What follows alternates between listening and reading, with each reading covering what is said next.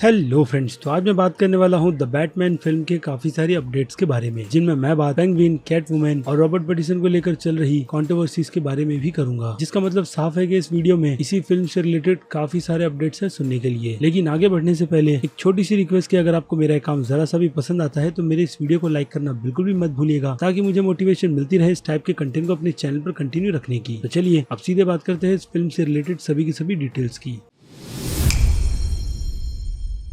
So friends, Batman film को लेकर hype सच में डीसी फैंस के बीच बहुत ज्यादा है, खास करके जोकर फिल्म की सक्सेस के बाद, क्योंकि काफी सारे रूमर यही दावा करते हैं कि कहीं ना कहीं जैक्विन फिनिक्स की फिल्म जोकर मैट रीव्स के इस बैटमैन के वर्जन के साथ पूरी तरीके से कनेक्टेड रहेगी। लेकिन कहीं ना कहीं जोकर फिल्म के डायरेक्टर की बात करें तो फिलिप थॉट का यही कहना है कि उनके एंगल से उनकी जोकर की यूनिवर्स की फिल्म किसी भी एंगल से मैट रीव्स के बैटमैन के यूनिवर्स के साथ कनेक्ट है। लेकिन अब भी इस पर काफी सारे रूमर निकल कर आते ही रहते हैं, जिन पर मैंने कई बार आपको अपडेट देकर इस टॉपिक से पूरी तरीके से अप टू डेट रखा है। लेकिन रिसेंटली कोविड-19 के चलते काफी सारी फिल्मों की रिलीज डेट में हमें चेंजेस देखने मिले, जिनमें से ऑब्वियसली एक फिल्म बैटमैन भी थी, जिसकी अब ऑफिशियल रिलीज डेट 1 अक्टूबर 2021 की कर दी गई है। और जैसे ही इस फिल्म को अक्टूबर की रिलीज डेट मिली तो मैंने इस फिल्म की रिलीज डेट में ये बात मेंशन की थी कि ये फिल्म अब आकर परफेक्ट बैटमैन की ही comic book the long Halloween से मैच करती है, क्योंकि फिल्म के प्लॉट को उसी कॉमिक बुक से लिया गया है। यानी कुछ रेफरेंस पूरी की पूरी फिल्म को उसी कॉमिक बुक से उठाकर डायरेक्ट फिल्म नहीं बनाई जा रही। और अब इस पर कंफर्मेशन देते हुए उसी कॉमिक बुक के आर्टिस्ट जेफ और टीम ने ये कहा कि उन्हें बहुत ज्यादा अच्छा लगा कि इस फिल्म को सीधे अक्टूबर के मंथ में शिफ्ट कर दिया गया, यानी एक हॉलोवीन टाइम जो इस फिल्म के लिए बिल्कुल परफेक्ट है। और इसी के साथ साथ फिल्म के डायरेक्टर मैट रीव्स ने भी ये बात कंफर्म की थी कि फिल्म की रिलीज डेट को चेंज बस सिर्फ और सिर्फ इसलिए किया गया क्योंकि टाइम के चलते इस फिल्म के प्रोडक्शन को डेट के हिसाब से पूरी तरीके से शूट नहीं किया गया, और उनके अकॉर्डिंग फिल्म को सिर्फ 20% शूट किया गया था, जिसके कारण से ये फिल्म सीधे डिले कर दी गई नेक्स्ट ईयर 1 अक्टूबर पर। जबकि इस फिल्म की पहली ऑफिशियल रिलीज डेट की बात करें तो इस फिल्म की पहली रिलीज डेट 21 जून 2021 की थी, जो कि अब अनफॉर्चुनेट नहीं है। और अब इससे हटकर सीधे आ जाए फिल्म के कैरेक्टर कैटवुमन पर, जिस कैरेक्टर का रोल प्ले इस फिल्म में ज़ोई कार्विस कर रही है, तो उन्होंने भी अपने कैरेक्टर से रिलेटेड कुछ डिटेल्स लोगों के सामने रखी, खास करके क्वारंटीन के टाइम पर, जहाँ पर उन्हें घर पे रहना पड़ रहा है। और ये चीज ज़ोई के लिए बहुत ज्यादा बुरी है, क्योंकि कैटवुमन जैसे कैरेक्टर के लिए उन्हें फिट भी रहना होगा, जिसके चलते उन्हें अपनी फिटनेस पर भी बहुत ज्यादा ध्यान देना पड़ रहा है। बट कहीं ना कहीं ज़ोई को ये लगता है कि जब क्वारंटाइन की ये सिचुएशन खत्म होगी तो डेफिनेटली वो फिल्म के डायरेक्टर मैट रीव्स को कॉल करके यही कहने वाली है कि उनके कैटवुमन के सूट के साइज में वो कुछ चेंजेस करे, क्योंकि उनके अकॉर्डिंग उनका साइज बढ़ जाएगा घर पर बैठे बैठे। वेल, इस छोटी सी डिटेल से हमें ये बात ऑफिशियली पता चलती है कि इस फिल्म में डेफिनेटली ज़ोई कैटवुमन का सूट पहनने वाली है, क्योंकि फिल्म की सेट इमेजेस पर हमने बैटमैन को तो उसके पूरे कॉस्ट्यूम में देखा था, लेकिन सेट पर हमने एक और फीमेल कैरेक्टर को भी देखा था जिसने कैटवुमन का सूट नहीं पहना था। और यहीं से फैंस ये अंदाजा लगाकर बैठ गए थे कि इस फिल्म में शायद कहीं ना कहीं कैटवुमन अपने सूट में नजर नहीं आएगी। बट अब ऐसा है नहीं, क्योंकि खुद फिल्म की लीड एक्ट्रेस ने इसकी कंफर्मेशन की है। और ऐसा ही कुछ ऑज यानी पेंगुइन के कैरेक्टर को लेकर भी निकल कर आया है, जिस कैरेक्टर का रोल प्ले इस फिल्म में और कोई नहीं बल्कि कॉलिन फेरल प्ले कर रहे हैं, जिन्हें फिल्म की सेट पर बिल्कुल ही नॉर्मल देखा गया। अब अनफॉर्चुनेटली मैं आपको वो कोई भी इमेज इस वीडियो में दिखाने वाला नहीं हूँ, क्योंकि कॉपीराइट स्ट्राइक से मुझे बहुत ज्यादा डर लगता है, और उस इमेज को मैंने अपने इंस्टाग्राम अकाउंट पर अपलोड किया था। तो अब आते हैं फिर से कॉलिन फेरल के टॉपिक पर। तो उनका कैरेक्टर ऑज यानी पेंगुइन भी हमें इस फिल्म में प्रॉपर पेंगुइन के गेटअप में नजर आएगा, यानी वही बड़ी नाक और मोटा सा शरीर, जिसे हमने इसके पहले टिम ब्रूटन की बैटमैन रिटर्न्स फिल्म में देखा था, जो कि आई थी ईयर 1992 में। और इस फिल्म में पेंगुइन का कैरेक्टर प्ले किया था डैनी टवेरो ने। और तब से लेकर अब तक लाइव एक्शन बैटमैन की फिल्म में हमने दूसरे किसी भी पेंगुइन के कैरेक्टर को नहीं देखा, जो कि अब डेफिनेटली पॉसिबल है। और अब इसकी कंफर्मेशन पर आ जाए तो इस डिटेल की कंफर्मेशन और किसी ने नहीं बल्कि बॉब मेलकैरी ने की है, जो कि एक थिएटर एक्टर है। और रिसेंटली उन्होंने ही पेंगुइन के कॉस्ट्यूम की कंफर्मेशन की है अपने दोस्तों से चैट करते वक्त, जहाँ पर वो भी एक रोस्टेड टीम के पास पहुंचे थे अपना मेकअप करवाने के लिए, जिस ब्रॉडवे में वो लेजेंड रॉबिन विलियम का कैरेक्टर मिस डूबफाइट का प्ले कर रहे हैं। सच में उसका मेकअप बहुत ज्यादा बुरा है। तो उनके अकॉर्डिंग उन्होंने कॉलिन फेरल का वो पेंगुइन का सूट देखा है, जो उनके अकॉर्डिंग सच में बहुत ज्यादा अच्छा बनाया गया है और काफी ज्यादा रियल भी। वेल, तो उनकी इस बात से बाकी और जो अलग डिटेल हमें पता चलती है वो यही है कि मैट रीव्स की बैटमैन फिल्म सच में रियलिटी को बहुत ज्यादा ध्यान में रखकर बनाई जा रही है। और अब आ जाए रॉबर्ट पैटिसन की कंट्रोवर्सीज पर, तो सभी डीसी फैंस को ये बात साफ साफ पता चल गई होगी कि किस तरीके से रॉबर्ट पैटिसन को ट्रोल किया जा रहा है, खास करके उनके लुक को लेकर, जो रिसेंटली लोगों के सामने निकल कर आया, वो भी उनके जॉगिंग करते वक्त, जिसमें वो सच में बहुत ज्यादा पतले लग रहे हैं। और फिर क्या था, लोगों ने उन्हें ट्रोल करना शुरू कर दिया और बड़े बड़े एक्सपर्ट्स इस पर अपनी राय रखने लगे। और ये एक्सपर्ट्स वही प्रोफेशनल बॉडी बिल्डर्स है और एक हिसाब से बैटमैन के बड़े फैंस भी, जिनकी राय में रॉबर्ट पैटिसन बिल्कुल भी फिट नहीं बैठते बैटमैन के उस लुक में। कल तो ऐसे लोगों की मुझे नहीं लगता है की कोई कमी होगी, क्योंकि उन्हें बस फोटो दिखा दो और वो उन्हें देखकर चीजों को जज करना शुरू कर देते हैं बिना किसी फिल्म को देखे। और ऐसा ही कुछ वो लोग मैट रिव्स की इस बैटमैन फिल्म को भी लेकर कर रहे हैं। और अगर आपको याद नहीं तो मैट रिव्स ने इसके पहले प्लैनेट्स ऑफ द एप के यूनिवर्स को बहुत अच्छी तरीके से हैंडल किया था, जिसके बाद उन्होंने उस फिल्म की सीरीज को एक परफेक्ट एंड भी दिया था और ये भी बताया था कि फिल्म को कितना ज्यादा रियल रखा जा सकता है। और यही मैट रिव्स के लिए सबसे बड़ा चैलेंज था जो उन्हें बहुत ज्यादा पसंद आता है। और इसी के चलते उन्होंने बैटमैन की इस फिल्म को हाँ कहा, जहाँ पर उन्हें स्टूडियो की तरफ से खुली छूट दी गई इस फिल्म पर एक्सपेरिमेंट करने की। और ऊपर से मैट रिव्स पर एक बड़ा प्रेशर भी है नोलन की डार्क नाइट की ट्रिलॉजी को लेकर, ताकि वो फैंस के सामने एक अच्छी सर्विस प्रेजेंट कर सके बैटमैन के कैरेक्टर को लेकर और हाँ उसके यूनिवर्स को भी, जिसमें अगर वो जरा सा भी चूके तो डेफिनेटली डीसी फैंस उन्हें छोड़ेंगे नहीं। लेकिन जिस तरीके से हमने बैटमैन के सूट, बैटमैन की बाइक और उसके ऑटोमोबाइल को देखा है, उससे तो इस फिल्म को लेकर उम्मीद और भी ज्यादा बढ़ गई है। और खास करके इस फिल्म को ज्यादा रियल रखना, ठीक नोलन की तरह। बट नोलन की फिल्म पर आ जाए तो नो डाउट डार्क नाइट की ट्रिलॉजी नोलन ने बहुत ज्यादा अच्छी बनाई है, वो भी स्टोरी प्लॉट के हिसाब से। लेकिन फाइट टू फाइट कॉम्बैक के मामले में वो फिल्म बहुत ही ज्यादा बुरी है। और ऐसा कुछ मैं नहीं चाहता कि मैट रिव्स की इस बैटमैन फिल्म के साथ भी हो, क्योंकि कुछ रूमर इस फिल्म के हैंड टू हैंड कॉम्बैक के जॉन विक के साथ कंपेयर भी किए जा रहे हैं। और अगर ऐसा कुछ हमें बैटमैन के इस यूनिवर्स में देखने मिलेगा तो डेफिनेटली ये फिल्म बैटमैन के यूनिवर्स की काफी डिफरेंट फिल्म मानी जाएगी, क्योंकि फाइटिंग सीक्वेंस की बैटमैन की जो हमने झलक देखी है काफी अच्छी तरीके से, वो हमें सिर्फ और सिर्फ जैक स्नाइडर ने दिखाई थी अपनी बैटमैन वर्सेस सुपरमैन फिल्म में। तो अब उससे ज्यादा हाई लेवल का हमें इस फिल्म में अगर कुछ देखने मिल रहा है तो डेफिनेटली ये फिल्म सच में फैंस के लिए बहुत ही ज्यादा खास होने वाली है। और अब इसी के चलते आते हैं फिल्म की और कुछ डिटेल पर, जिस पर मैंने काफी टाइम से बात नहीं की और बार बार मुझे डीसी फैंस ने इस पर बात करने के लिए कहा था, जो कि सीधे सीधे पॉल डीनो के कैरेक्टर रिडलर से कनेक्टेड है, जिससे रिलेटेड कुछ महीने पहले फिल्म की एक सेट इमेजेस लीक हुई थी। लेकिन उस सेट इमेज में हमने रिडलर के कैरेक्टर को नहीं बल्कि उसके विक्टिम को देखा था, जिसे रिडलर ने काफी बुरी तरीके से मारा था। बट पहले इसे बस एक फेक के तौर पर ही लिया गया और उसके बाद डीसी फैंस ने उसी सेट इमेज की एक और डिटेल ढूंढ निकाली, जो कि उस विक्टिम के पड़े बैकग्राउंड में उस चेयर की है, जिसे बैटमैन की पहली फुटेज के साथ मैच किया गया। आई मीन फिल्म का पहला लोगो जो उसी चेयर पर रखकर लीक किया गया था। यानी ये लीक इमेज 100% रियल थी। और अगेन मैं आपको वो इमेज नहीं दिखा सकता जो आपको मेरे इंस्टाग्राम अकाउंट पर देखने के लिए मिल जाएगी। और उस इमेज से हमें फिल्म के प्लॉट की कुछ और डिटेल भी पता चलती है, जैसे कि रिडलर यहाँ पर इस फिल्म में शायद मेन विलन है, जिसके पीछे बैटमैन हाथ धोकर पड़ गया है और वो बार बार ऐसे ही लोगों को मारकर कहीं ना कहीं बैटमैन को इसका क्लू दे रहा है कि वो पता लगाए कि वो इन सभी लोगों को क्यों मार रहा है और उसका मकसद है क्या। क्योंकि हम उस इमेज पर फेस ऑफ लाई जैसा लिखा हुआ कुछ देख सकते हैं, जिसका हिंट कहीं ना कहीं पेंगुइन के कैरेक्टर पर भी जाता है, जो इस फिल्म में रूमर के अकॉर्डिंग इलेक्शन के लिए खड़ा हुआ है ताकि वो शहर की हालत सुधार सके। यानी एक तरीके से देखा जाए तो पेंगुइन को फिल्म में अच्छा दिखाया जाएगा, जो कि शायद वो नहीं होगा, इसलिए रेडलर उसके पीछे पड़ा है और उसके ही लोगों को मार रहा है। और शायद कहीं ना कहीं बैटमैन को भी यही लगेगा कि और सच में गौतम का भला चाहता है, यानी कि पेंगुइन। यानी यहाँ पर भी सिचुएशन मिस्टीरियो के कैरेक्टर जैसी बन गई है, जिस फिल्म के ट्रेलर आने के बाद ही लोगों ने ये अंदाजा लगा लिया था कि मिस्टीरियो फिल्म का विलन ही होगा और हुआ भी बिल्कुल वैसा ही। तो शायद ऐसा ही कुछ पेंगुइन के कैरेक्टर के साथ भी होगा, यानी वो दिखने में जैसा दिखता है वैसा बिल्कुल भी है नहीं। और बस इन्हीं चीजों का फिल्म में ब्रूस पता लगाएगा, क्योंकि मेरे हिसाब से ऑज कोई छोटी मोटी हस्ती तो होगा नहीं, इसीलिए वो इलेक्शन में खड़े होकर गवर्नर की जगह लेना चाहता है। और एक हिसाब से शायद ऑज ने गौतम के लोगों को यकीन भी दिला दिया होगा कि वही इस सिटी को सुधार सकता है, क्योंकि गौतम सिटी की हालत बिल्कुल भी ठीक नहीं है और ना ही यहाँ पर गवर्नमेंट किसी को भी फंड करती है, खास करके पुलिस को लेकर। और हाँ, पूरे टाउन का भी मेंटेनेंस बहुत ज्यादा बुरा है, शायद जोकर फिल्म जैसा। इसीलिए गौतम सिटी में क्राइम बहुत ज्यादा बढ़ गया है, जो वहाँ की लोकल पुलिस से भी हैंडल नहीं होता। ऐसे में बैटमैन की एंट्री होगी, जो अपने हाथों में वहाँ के मेयर के मर्डर का केस लेगा, जिसके चक्कर में उसकी मुलाकात गौतम के क्रिमिनल से होगी, यानी बैटमैन के यूनिवर्स के विलन से, जिनसे वो पूछताछ करेगा और ये पता लगाएगा कि मेयर का मर्डर किसने किया है। यानी एक तरीके से देखा जाए तो ये फिल्म बैटमैन के ईयर 1 की है। और टाइमलाइन के अकॉर्डिंग मैट रिव्स ने भी ये बताया है कि बैटमैन का ये साल उसके ईयर का पहला साल है, जिसे लगभग डिटेक्टिव मूड में आए बस 1.5 साल ही हुए हैं। और 1.5 साल में मुझे लगता है ब्रूस ने खुद को जितना भी अपडेट किया है, बैट मोबाइल से लेकर बाइक तक और हाँ उसके सूट को भी लेकर, वो काफी ज्यादा अच्छा है। और ऐसे में बात निकल कर आती है रॉबर्ट पैटिसन के पतले होने पर, जो कि बैटमैन के इस कैरेक्टर के साथ में तो बिल्कुल परफेक्ट सूट हो रहा है। यानी शुरुआती दिनों में बैटमैन पतला ही था, तो धीरे धीरे उसने खुद को अपडेट किया, जो कि ऑब्वियसली रॉबर्ट पैटिसन भी करेगी अपने इस कैरेक्टर को लेकर, अगर फिल्म बॉक्स ऑफिस पर अच्छा रिस्पॉन्स दिखाती है तो, जो कि ऑब्वियसली मेरे हिसाब से हो सकता है कि ये फिल्म करेगी ही। और धीरे धीरे बैटमैन के इस यूनिवर्स को काफी अच्छी तरीके से आगे बढ़ाया जाएगा, क्योंकि शुरुआत मेरे हिसाब से तो बहुत ही ज्यादा अच्छी की जा रही है। और मुझे लगता है अब डीसी फैंस भी इस वीडियो के बाद इसी नजरिए से सोचेंगे। वेल, तो अब आपकी क्या राय है मैट रिव्स की इस बैटमैन फिल्म को लेकर, उस बारे में मुझे कमेंट कर जरूर बताइएगा कि आपको ये सारी की सारी डिटेल्स कितनी ज्यादा इन्फॉर्मेटिव लगी है। और अगर आपको मेरा काम जरा सा भी पसंद आया है तो जाते जाते मेरे इस वीडियो को लाइक करना तो को बिल्कुल भी मत भूलिएगा, ताकि मुझे मोटिवेशन मिलती रहे इस टाइप के कंटेंट को अपने इस चैनल पर कंटिन्यू रखने की। और हाँ, अगर आप मेरे चैनल पर नए हैं तो मेरे चैनल को सब्सक्राइब भी कर लीजिए और लगे हाथ तो उस बेल आइकन को भी क्लिक कर दीजिएगा, जिससे होगा ये कि मैं इस चैनल पर जब भी कोई नई वीडियो अपलोड करूंगा आपको उसकी नोटिफिकेशन सबसे पहले मिलेगी। इसलिए लाइक के साथ साथ बेल आइकन को क्लिक करना बिल्कुल भी मत भूलिएगा। तो चलिए अब मिलते हैं आपसे अगली वीडियो में। Till then